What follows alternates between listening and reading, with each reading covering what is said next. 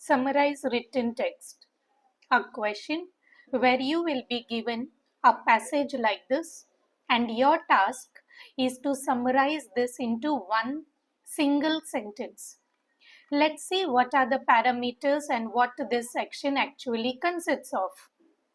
Summarize written text is a question which is assessing your ability to write one single sentence. It is checking your understanding. Are you able to make a summary of the passage which is given to you? So that is the prime task. Second, generally the passages will be up to 300 words long.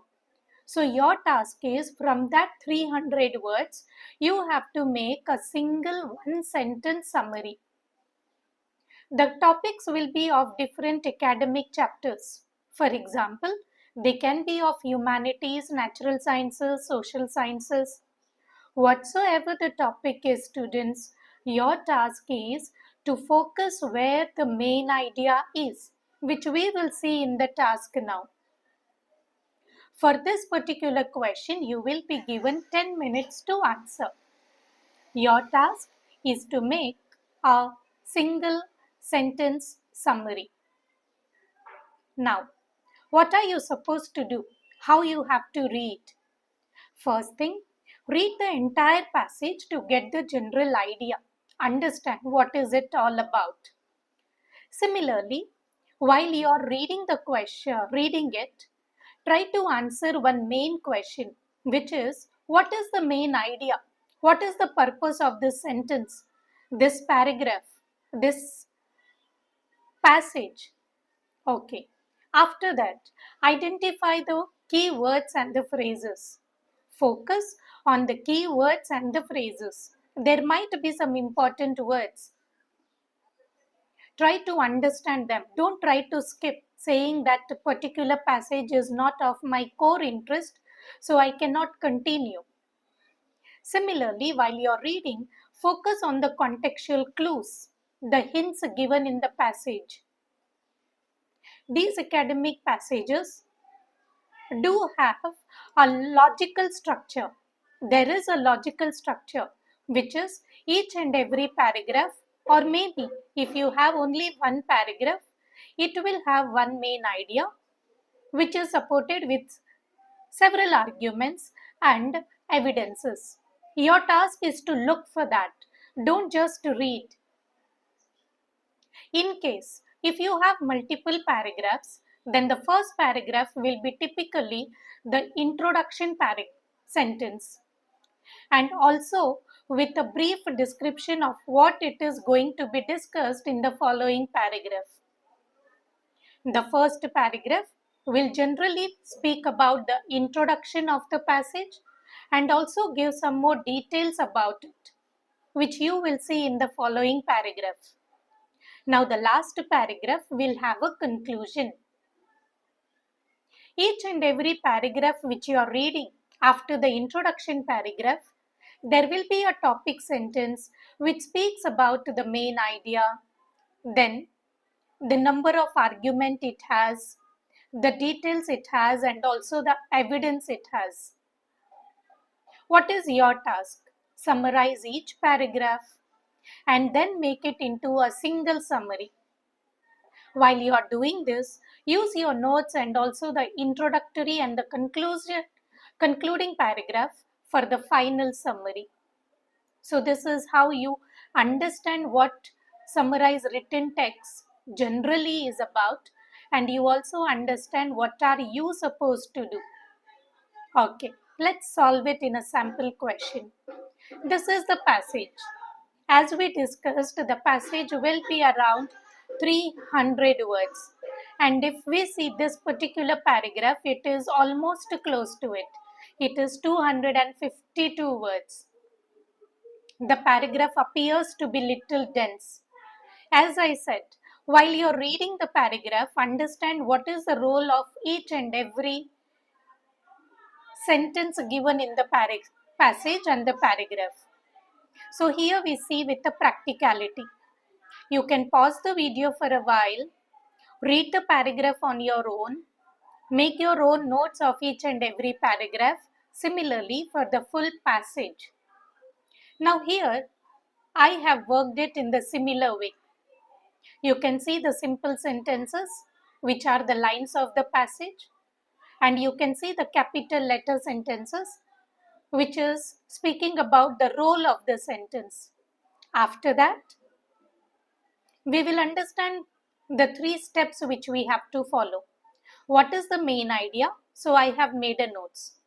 What is the result of this? I have made some notes. What is the conclusion given? I have made a notes. And as I want every student to win, so I have made 2 sample answers. One which is very easy, everyone can do it, and one little bit of language oriented, so that you can get that extra score. First you start like this so that you can make it. Later, just slowly try to advance yourself into this angle. So let's start. The very first sentence here, how do we measure efficiency? It itself is in the question. So obviously this is the main passage. This is the main idea question. And what is it asking? What is efficiency? Now, continuing the passage reading, to economics or to a certain type of economics, it is simply a question of profitability. So what is this? It is about profit. To whom? To economics or to any type of a person who is an economist. That means who is trying to save money or to make money. What are the notes? Economics think efficiency is profit. Fair. Even when it concerns what most people consider a social provision such as public transport. That's what I said. The passages sometimes are so dense that we really don't understand what we are reading. So slow down a little. Here we have good 10 minutes. So we see, even when it concerns what most people consider a social provision such as public transport. That means they think this is applicable even to buses and transport. Buses and trains. What are buses and trains? They are the public transport. That is the social provision given by the government. But these economists, they think that making profit is available or applicable to even this particular section. Very clearly we are understanding, right? Now, what is lost when railway lines and bus routes too small out of the way communities are cut in the name of efficiency? What happens when it is cut in the name of efficiency? That means cutting services to save money hurts small communities. Small communities are the local people. Now, after all, if a line or a route is only used occasionally by a few people, it would be much cheaper to rip up the lines and let everyone use their cars. That means it seems cheaper, but it is unfair to those who need public services. If you are planning to make money, it is very unfair to the community who are completely depending on this public transport.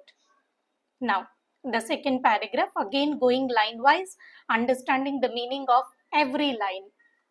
For many governments, the way to run inefficient national services into profitable businesses has been to sell off these services and their responsibilities to private enterprises. What is the meaning of this? This means privatization, selling public transport to private companies. Cost in terms of profit and loss is of course an important factor, but other factors need to be considered when dealing with the livelihood of those communities, however small. That means profit is of the only thing, is not the only thing. Profit is not the only thing that matters. People's lives also counts. Among these are the social, environmental, human and cultural costs incurred by cutting off more remote communities from greater opportunities, including economic activities that benefit society as a whole. The meaning of this line is closing routes causes social, environmental, and cultural harm. Let's move to the last paragraph. Taking away such links, the usual result of privatization may well lead to economic benefits in the short term. Privatization brings short term economic gains, but as the last 20 to 30 years have shown, also leads to long term social and cultural damage. Meaning, however, it causes long term harm. Of course, no business with its eye on profits is going to waste money supporting underused services. That means private companies will not maintain unprofitable routes.